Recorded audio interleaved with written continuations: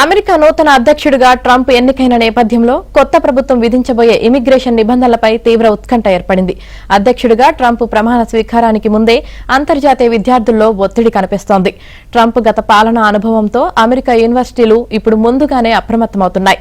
Trump రాకముందే మీరొచ్చేయండి అంటూ అంతర్జాతీయ విద్యార్థులకు సందేశాలు పంపిస్తున్నాయి.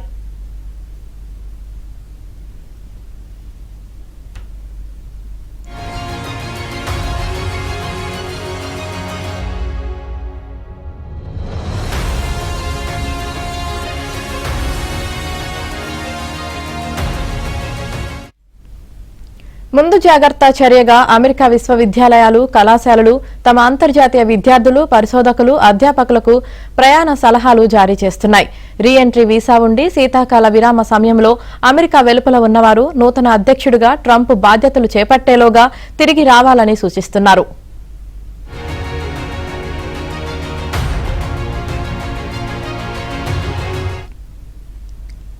స్ప్రింగ్ అకాడమిక్ సీజన్ ప్రారంభమయ్యే జనవరి 6 లోపు అమెరికాకు రావాలని తమ విద్యార్థులకు నార్త్ ఈస్టర్న్ వర్సిటీ సూచించింది.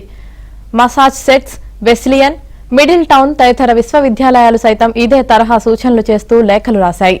ట్రంప్ బాధ్యతలు చేపట్టాక ఇమిగ్రేషన్ కు సంబంధించి ఎలాంటి ఆంక్షలు అమల్లోకి వస్తాయోనని వర్సిటీలు ఈ జాగ్రత్త పడుతున్నాయి.